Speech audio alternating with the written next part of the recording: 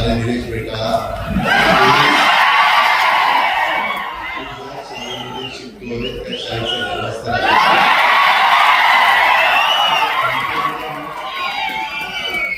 तू धमक्या देऊन माझ्या कार्यकर्त्यांना त्रास दिला आणि मी जर तुझ्या मागे लागलो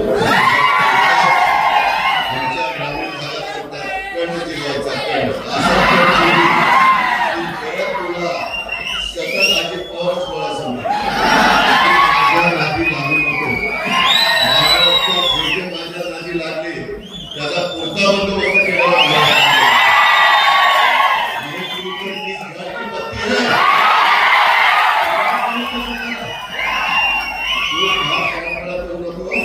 मी जोपर्यंत शांत आहे तोपर्यंत शांत आहे परंतु जर तू आमच्या माणसाच्या किंवा माझ्या कार्यकर्त्याच्या सर्वसामान्य माणसाच्या केसाला धक्का लावला ना बघून घेऊन तुला काय मी अजिबात ते सहन करणार नाही तयार घेता आणि त्यांच्या हातावर 400 रुपये त्या ठिकाणी टेकवता अरे आराम करा कुठं पेढा देता तिथं पैसा खाल्ला असेल तर अशांना चक्की पिसिंग मागच्या वेळेस आमदारकीच्या वेळेस माझी पण चूक झाली मी महाराष्ट्रामध्ये कलबळणारा कार्यकर्ता मला सांगितलं की दादा मला तुमच्या पक्षामध्ये यायचं अनेकांनी मला सांगितलं दादा निलेशला द्या दादा निलेशला द्या आज देखील कलेक्टरांना रिस्पेक्ट द्यायचा असतो अहो कलेक्टर वगैरे बोलायचं असतं इथं पाट्या एक पोलीस अधिकाऱ्यांना मी तुमचा बाप येतोय अशा प्रकारच्या धमक्या अरे निलेश बेटा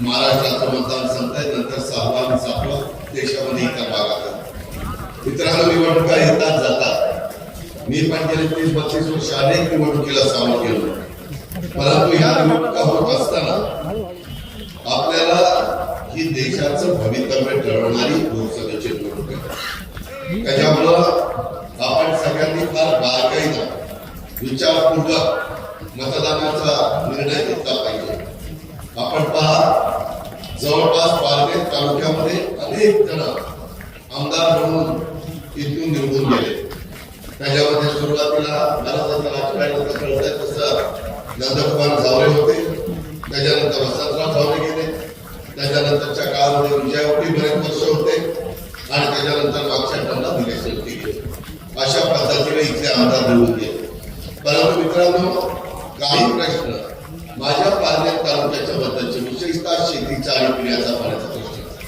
ते प्रश्न मागे लावण्याच्या करता प्रत्येकाने आपापल्या परीने प्रयत्न केले परंतु ते प्रश्न धसास लागले नाही वस्तुस्थिती आज तुमच्याकडे पाणी येत असताना माझ्या जिल्ह्यामध्ये कुटुंबीची 5 धरण आहे त्याच्या खाली घोड धरण आहे आपल्याला पाणी आणायचं म्हटलं तर त्याही भागामध्ये मला तिथल्या शेतकऱ्यांचा विचार करावा लागतो काल मी जुन्नरच्या परिसरामध्ये होतो आंबेगाव जुन्नरवाल्यांचं म्हणणं दादा डिंपेचं पाणी जरूर खालच्या लोकांना द्या परंतु आमचं जेवढं हक्काचं पाणी आहे तेवढं आम्हाला ठेवा नंतर बोगदा घ्या आणि ओव्हरफ्लोचं सगळं पाणी तुम्ही पारनेरला करमाळ्याला किंवा आमच्या श्रीगोंद्याला ज्या खालच्या भागामध्ये तुम्हाला द्यायचं ते द्या मित्रांनो मी head to tail to head सगळ्यांना पाणी कसं मिळेल कारण तुम्ही शेतकरी आहात मी शेतकरी शेतकरी ही आपली जात आहे त्याच्यामुळे आपल्याला शेतकऱ्यांना विसरता येणार नाही शेतकऱ्यांनी पिकवलेला माल असेल त्याला 2 पैसे जास्त दिले पाहिजे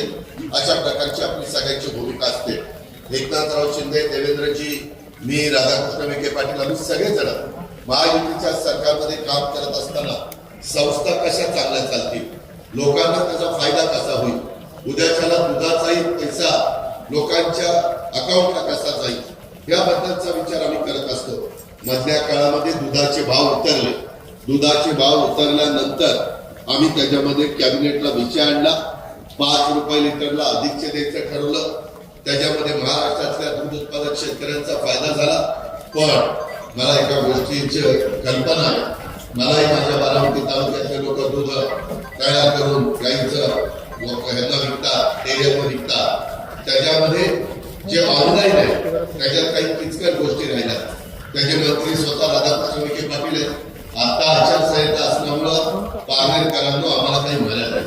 आचारसंहितेचं नियमांचं तंतोतंत पालन करावं लागतं. मी आपल्याला ग्वाही देतो, मी मगाशी कर्जतच्या सभेमध्ये पण दिली.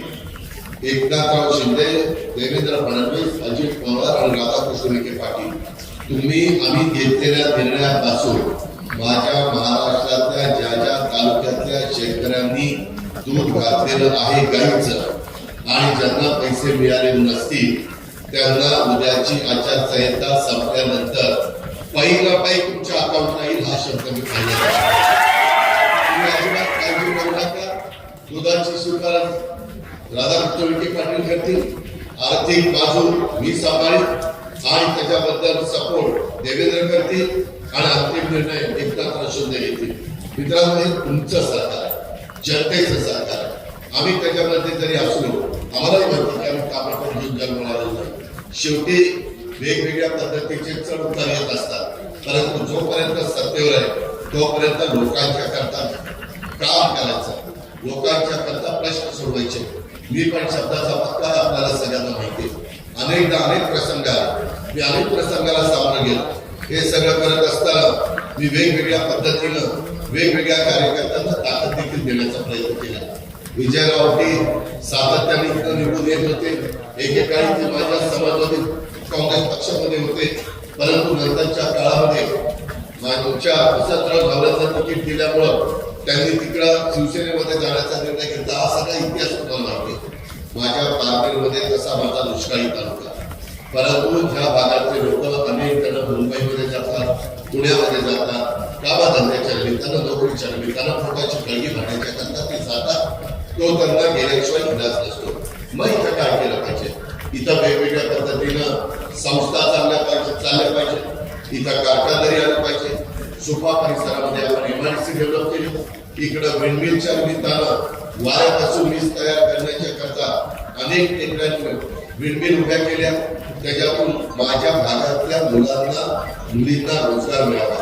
किमान 80% तरी माझ्या पालनेचे लोक तिथं कामाला लागावे, परंतु तसं त्या ठिकाणी घडलं नाही. एकदा या सगळ्याच्या बाबतीमध्ये काम करत असताना आपण सगळ्यांनी बघितलं की स्वर्गीय वसंतदादा पाटील, तसंच पद्मश्री विखे पाटील, तसंच वसंतराव नाईक, स्वर्गीय यशवंतराव चव्हाण या सर्वांनी मिळून महाराष्ट्रामध्ये फार वर्षापूर्वी सुरुवातीच्या काळात महाराष्ट्राची निर्मिती झाली तेव्हा सहकार चळवळ रुजवण्याचं काम केलं, वाढवण्याचं काम केलं, सर्व दूरपर्यंत पोहोचवण्याचं काम केलं, त्याच्यामध्ये आर्थिक सुबत्ता आणण्याचं काम केलं. आम्ही देखील संस्था चालवतो, आज संस्था चांगल्या चालवतो. मित्रांनो, पारनेरकरांनो एक गोष्ट विचार करा, इथल्या पतसंस्था इतक्या चांगल्या होत्या, पुढे अडचणीत आल्या,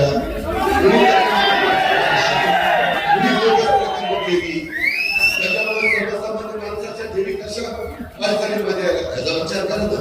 माझा पारनेर कारखाना, कुणी त्या ठिकाणी कारखान्याची अडचण निर्माण केली. संस्था काढणं एक वेळ सोपं, संस्था चालवणं महामुश्किल. माझ्या इथल्या पारनेर कारखान्याची वाट लागली. माझ्या इथल्या अनेक पतसंस्था अक्षरशः देशोधडीला त्या ठिकाणी लागल्या. माझ्या इथली मार्केट कमिटी चालली होती. प्रशांत तिथं सभापती होता. त्याच्यानंतरच्या काळामध्ये मला निलेश सांगितलं, आता दादा त्याला बदलला. दुसरा कोण म्हणून ठेवलं शाळा. हे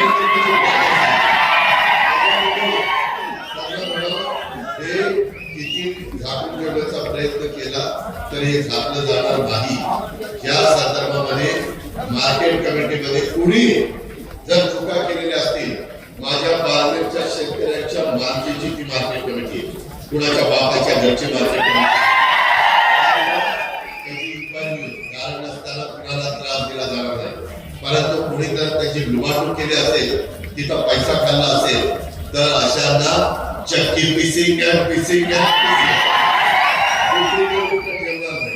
इन्क्वायरी केली जाईल. दूध का दूध, पाणी का पाणी. चुकीचं असेल तर शासन, चुकीचं नसेल तर तुम्हाला नोकरी. ही आपली कामाची भूमिका. मित्रांनो, MIDC काय चाललं MIDC मध्ये, त्याच्या संदर्भामध्ये मला इथं सांगण्यात आलं की दादा MIDC मध्ये बाहेरची लोक आली, कारण ऐकायची का माझ्या पारनेरची लोक काही नव्हती, बाहेरची मुलं काही नव्हती, त्यांना काम नको होतं, तुम्ही बाहेरची लोक आणता. 800 रुपये रोजगार म्हणून त्यांच्याकडनं सह्या घेतात आणि त्यांच्या हातावर 400 रुपये त्या ठिकाणी टेकवतात. अरे आराम करायला कुठं पेढा देतात? त्या वडिलाचा कष्टाचा पैसा हा तुम्हाला मला अशा पद्धतीनं मछली पडणार नाही. त्याच्यामध्ये यांचं वाटोळं होईल, बस वाटोळं.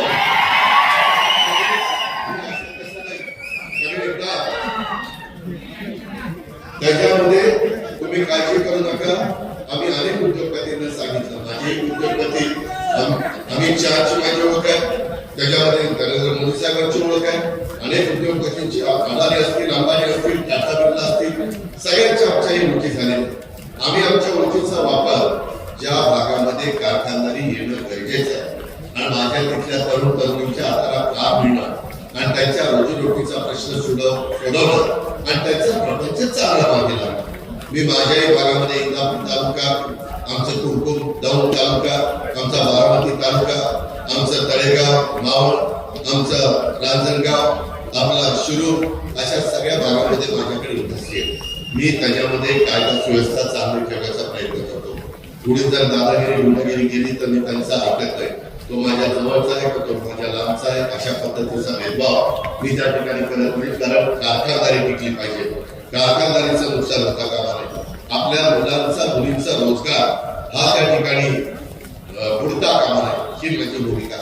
मी आता काहींना म्हणतो चला आम्ही तिथं एमआयडीसी वाढवतो, जागा घेतो, आपल्याला नगर जिल्ह्यात पालघर तालुक्यात शिकायच्या परिसरामध्ये जायचं. उद्योगपती म्हणतात अजिबात नाही दादा, तिथं आम्हाला एवढा त्रास आहे की काही न सांगितलेलं बरं. वाळू आमच्याकडनंच या, खडी त्याच्याकडनंच या, खोदायचं काम आमच्याला द्या. म्हणजे एवढं आम्ही तटूपणाची भूमिका असते, एवढी दमदाटी चाललेली आहे की आम्ही अक्षरशः वैतागलेलो. मित्रांनो, आपल्या शिवशाहू फुले आंबेडकरांच्या महाराष्ट्रामध्ये जर कारखानदारी उद्योगधंदे वाढीला लागणार असतील, लावायचे असतील, त्याच रात्री मी आणि उदय सावंत त्याच्या उद्योग खात आहे, आम्ही बरोबर होतो सभेला. माझी त्याच्याशी पण चर्चा झाली. कारण काही भागामध्ये आमच्या कर्जत लाईनमध्ये आणायची, भोर लाईनमध्ये आणायची, तर त्या पद्धतीने तिथल्या जमिनी अक्वायर करायचा आमचा प्रयत्न आहे. अशा पद्धतीनं आपल्या इथं उद्योगपती येत नाही. त्यामुळे त्याचा फटका इथल्या तरुण पिढीला असणार आहे. आपण लोकप्रतिनिधी निवडत असताना आपल्याला माहिती नसतं की तो कसा निघेल. आपण चांगला निघेल या नात्याने त्यांना निवडून देतो, परंतु ते नंतरच्या काळामध्ये त्यांनी त्यांचे एक एक दिवे दाखवायला सुरुवात केली तर त्याचा परिणाम माझ्या त्या तालुक्याच्या सर्वांगीण विकासावर होतो. मित्रांनो, हे आपल्या महाराष्ट्राला परवडणार नाही. बऱ्याचशा ठिकाणी अशा चुकीची माणसं गेल्यानंतर तिथली बाजारपेठ उद्ध्वस्त झाली, तिथली इंडस्ट्री उद्ध्वस्त झाली, तिथं बेकारी वाढली आणि मग बाकीचे म्हणतात किंवा आम्ही तुम्हाला दिलं होतं, तुम्ही नको त्या माणसांना निवडून देता आणि त्यांच्या हातामध्ये सूत्र देता. मागच्या वेळेस आमदारकीच्या वेळेस माझी पण चूक झाली. मी महाराष्ट्रामध्ये कलबळणारा कार्यकर्ता, मला सांगितलं की दादा मला तुमच्या पक्षामध्ये यायचं. मला आमच्या 4 दिशेला 4 जणांची तोंड होती, ती सगळी एकत्र आणणं मला महाकठीण गेलेलं होतं. मी त्याच्या आधी सुजितला तिकीट दिलं, परंतु तेही पडला. त्यावेळेस नंतरच्या काळामध्ये मला वाटतं वैभव नाही, संग्राम आणि तो राहुल जगताप हे तिघं मी विधानसभेला निवडून आणले. मागच्या मी विचार करत होतो, शेवटी मी पण राजकारणी माणूस आहे, पण मी विकासाचा ध्यास घेतलेला माणूस आहे, मी कामाचा माणूस आहे. आणि मला काही तुमच्यासारखी गाव असणाऱ्या अनेकांनी मला सांगितलं, दादा निलेशला द्या, दादा निलेशला द्या. तुमच्या ते अनेक जण तेव्हा आलेले होते आणि तुमच्या प्रेमाखातर, तुमच्या आग्रहाखातर मी उमेदवारी दिली. तुम्हाला वाटलं नव्हतं की बाबा नंतर असे दिवे लावे आणि त्याला आपण निवडून आणला, प्रचंड मताने तुम्ही निवडून आणला. गडी दिसायला दिसतो बारका असा पाठी, परंतु लय पोचलेला मी त्याला विकास कामाच्या करता निधी द्यायचो, सगळं काही करायचो. मला वाटायचं, मला एक दिवस घरी घेऊन गेला, किती साधं घर आहे, कसे माझे आई वडील आहे, कसा माझा प्रपंच आहे, अमुक सगळं मला काही दाखवलं. मलाही वाटलं की बुवा ठीक आहे काम करतोय, परंतु नंतर एक एक त्याची लक्षणं ज्यावेळेस कळायला लागली की या त्याला उमेदवारी दिल्यानंतर आमदार झाल्यानंतर इकडं लोकांना दमदाटी करायची, कार्यकर्त्यांना आता तिथं आपले जे काही उमेदवार आहेत सुजय विखे पाटील ते महायुतीचे उमेदवार आहेत, मग महाविकास आघाडीचे उमेदवार हे आपल्या आमच्या कार्यकर्त्यांना जाहीर धमक्या देतात. त्याच्यानंतर निवडणुका होऊ द्या यांच्याकडे बघतो असं वारंवार कार्यकर्त्यांना धमकवतात.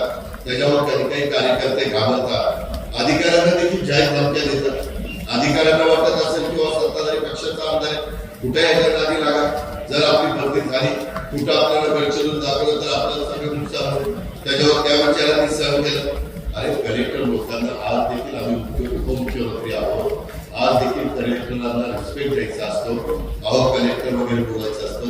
इतर पाट्या हे कलेक्टर आहे इकडे पोलीस अधिकाऱ्यांना मी तुमचा बाप येतोय अशा प्रकारच्या धमक्या. अरे निलेश बेटा शिकतोय त्या शाळेचं व्यवस्था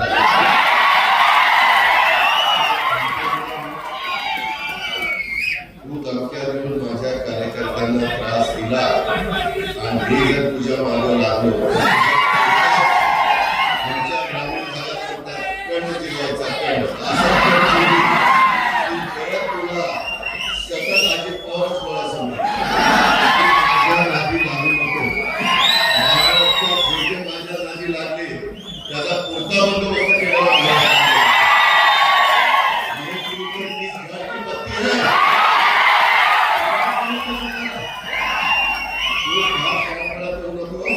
मी जोपर्यंत शांत आहे तोपर्यंत शांत आहे. परंतु जर तू आमच्या माणसाच्या किंवा माझ्या कार्यकर्त्याच्या सर्वसामान्य माणसाच्या केसाला धक्का लावला ना बघून घेऊन तुला काय पद्धतीनं मी अजिबात ते सहन करणार नाही. तुम्ही फक्त तुमचा तारतम्य ठेवा, कायदा सुव्यवस्था हातामध्ये घेऊ नका, कायदा हातामध्ये घेऊ नका. सुव्यवस्था चांगली ठेवण्याचं काम पोलीस खातं करेल.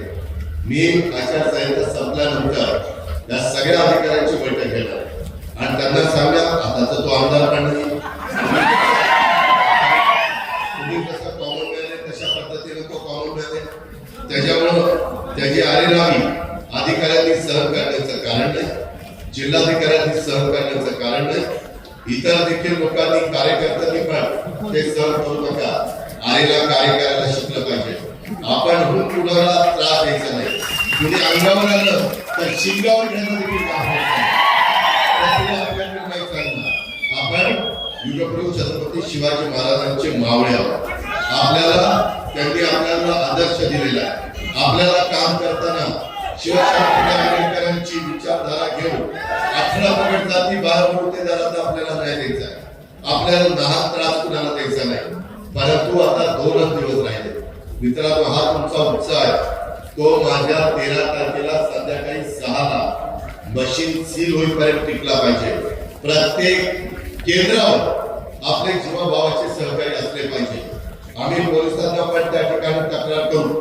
आम्ही निवडणूक आयोगाला पण सांगू इकडे बंदोबस्त जास्त ठेवा. त्याबद्दल तुम्ही काळजी करू नका. पाण्याच्या प्रश्नाच्या संदर्भामध्ये जे काही पारनेर शहरामुळे धरणातून पाणी पुरवठा योजना प्रस्तावित आहे त्याच्या मान्यतेच्या करता मी देवेंद्रजी एकनाथराव राधाकृष्ण विखे पाटील आम्ही कुठं कमी पडणार नाही. पारनेर त्याच्यामध्ये कानूर पठार या ठिकाणी 2004 साली आपण 2 TMC पाणी कुकडीच्या केंद्रामधून लिफ्ट करून देण्याच्या बद्दलचं पाझर तलाव भरून देण्याच्या संदर्भात सर्वेक्षण झालं होतं. परंतु त्याच्यानंतर काही निमित्तानं ते काम थांबलेलं आहे. मित्रांनो त्याच्याही संदर्भामध्ये आता सर्वेक्षण करण्याच्या सूचना जलसंपदा मंत्री देवेंद्रजींनी दिलेल्या आहेत. मी त्यांना जो काही सर्वेक्षणाला निधी लागेल तो त्या ठिकाणी देईल. त्याबद्दल आपण काळजी करू नका. काल मी जुन्नरला जी सभा केली ती सभा करत असताना माझ्या डिंबे धरणाला जो बोका काढायचा आहे त्याच्यातनं माझ्या पालघर तालुक्यात, माझ्या नगर जिल्ह्यात, माझ्या सोलापूर जिल्ह्यात काही तालुक्यामध्ये गैरसमज पसरून देत आहेत. मित्रांनो त्यांचं पाणी त्यांना राहील, तुमचं हक्काचं पाणी तुम्हाला मिळेल. त्यामध्ये कुठलाही भेदभाव हा माझ्याकडून केला जाणार नाही. मला फक्त पार्लमेंटच्या विधानसभेच्या निवडणुकीच्या निमित्तानं तुम्हाला मतं मागायला यायचं नाही. लोकसभेची निवडणूक झाल्यानंतर विधानसभा इतर निवडणूक आहे निमित्तानं एकमेकाला भेटायचंय, विकास कामाच्या करता एकमेकाला भेटायचंय. आपले केंद्रातले काढलेले प्रश्न, केंद्राचा मोठ्या प्रमाणात निधी आपल्या या जिल्ह्यात नगर लोकसभा मतदारसंघामध्ये आणण्याच्या करता सुजयला दुसऱ्यांदा तिथं पाठवण्याची गरज आहे. सुजय अतिशय हुशार आहे, सुजयला कामाची जाण आहे. सुजय तिथे गेल्यानंतर आपली बाजू पार्लमेंट मध्ये अतिशय चांगल्या पद्धतीने मांडेल.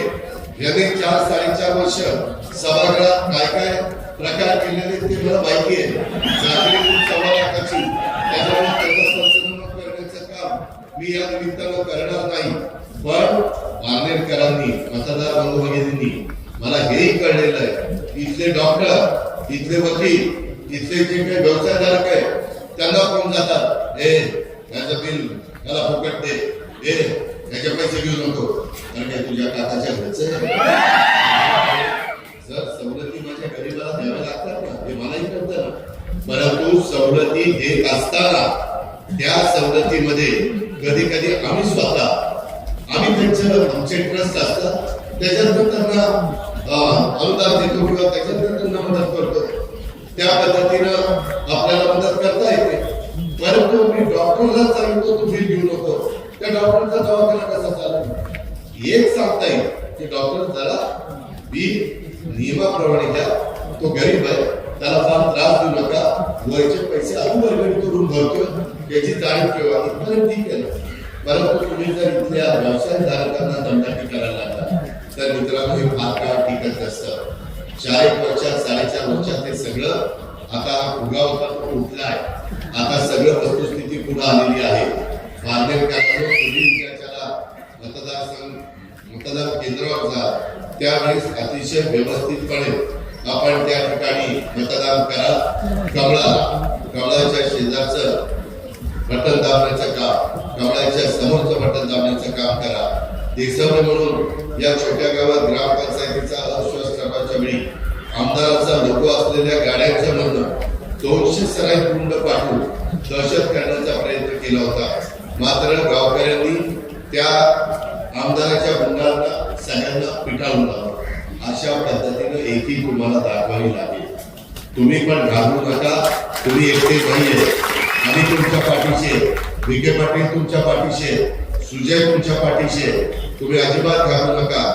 आम्ही एवढेच नाही, महायुती तुमच्या पाठीशी. तुम्ही एकटे असं अजिबात समजू नका. परंतु येणाऱ्या लोकसभेच्या निवडणुकीच्या निमित्तानं त्या निलेशचा बंदोबस्त करायचा म्हणजे काय पाहायचं नाही. हा उत्साह हा 6 वाजेपर्यंत 13 तारखेला टिकला पाहिजे. अजूनही कोण थोडस दहशत खाली असेल, दबावाखाली असेल, प्रेशर खाली असेल तर त्यालाही सांगा. आज अजित पवार आला होता, त्याने असं सांगितलेलं तो आपल्या पाठीशी उभा राहणार आहे. तुम्ही एकटे समजू नका, तुम्हाला तो वाऱ्यावर सोडणार नाही, तो शब्दाचा पक्का आहे असं माझ्या वतीने त्यांना सांगा. आणि तो साकावा दिल्यानंतर त्यांनाही त्याला आधार वाटेल. शेवटी आपणच आपल्या माणसाला आधार द्यायचा असतो आणि त्याला एक पुढं जाण्याचं एक प्रोत्साहन द्यायचं असतं. तशा पद्धतीचं प्रोत्साहन आपण या बाबतीमध्ये देण्याच्या करता निश्चितपणे यशस्वी होऊ. विकास कामाच्या करता देखील उद्याच्या काळामध्ये 25-15 असेल, जिल्हा परिषद असेल, डीपीडीसी असेल किंवा कुठलाही निधी असेल तर तो निधी देण्याच्या करता एकनाथराव शिंदे, देवेंद्रजी, मी, राधाकृष्ण विखे पाटील आम्ही सगळेजण त्या बाबतीमध्ये तुम्हाला मदत करू. तुम्ही असं समजू नका आता आपल्या आमदारांनी राजीनामा दिला, आता कोण आपल्याला वाली. शेवटी पालकमंत्र्यांना जनता चांगल्या प्रकारे डीपीडीसीला निधी दिला. पालकमंत्री महोदय प्रचाराच्या निमित्तानं फिरत असताना साधारण जीवाभावाचे कार्यकर्ते कोण आहे, कोण नुसतंच पुढं करतंय, कोण आपले दरवाजे उघडतंय, दिवसा इकडं रात्री तिकडं, ज्यांचे धंदे चाललेले असतील त्यांना ओळखा. ते काय आपल्याला अवघड नाही. परंतु जे दिवसाही आपलं काम करताय, रात्री पण कमळाचंच काम करताय आणि सुजयला निवडून आणण्याच्या करता जीवाचं रान करताय, अशा लोकांना ताकद देण्याच्या करता आमची महायुती ही निश्चितपणे तुम्हाला मदत करेल.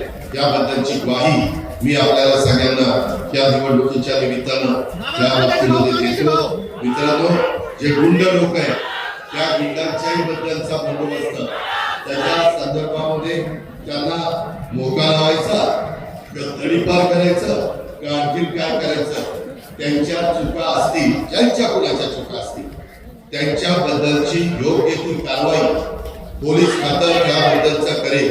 त्याबद्दल आपण कुणी शंका मनामध्ये अजिबात आणण्याचं कारण नाही.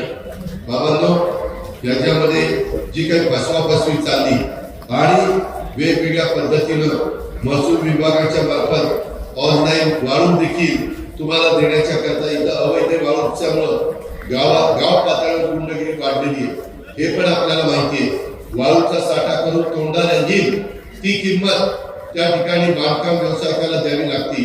त्याच्यामध्ये या सगळ्या गोष्टी आम्हाला या अलीकडच्या काळामध्ये समजलेल्या आहेत आणि त्याच्यामुळे माझी तुम्हाला विनंती आहे की तुम्ही काही काळजी करू नका. तुमचे विकासाचे प्रश्न सोडवण्याच्या करता, तुमच्या अडीअडचणीमधून मार्ग काढण्याच्या करता आचारसंहिता संपल्यानंतर आपण एकत्र एक बैठक घेऊ. ती नगरला घ्यायची का पालघरला घ्यायची का मुंबईला घ्यायची ती आपण ठरवू आणि त्या पद्धतीनं अधिकारी हजर ठेवले जातील आणि तुमचे हे प्रश्न निकाली लावले जातील, त्याच्यात मार्ग काढला जाईल. परंतु तुमच्या पवित्र मतामध्ये ह्याचा मात्र बंदोबस्त करायचा तुमच्या हातामध्ये, तो बंदोबस्त करण्याच्या करता आणि पुरं त्याला महाराष्ट्राला दाखवून द्या किंवा हे तेवढ्या पुरता फुगा होता, ह्याच्यामध्ये फार काही नव्हतं. मला मध्ये नगराध्यक्ष विजय आवटी पण येऊन भेटले,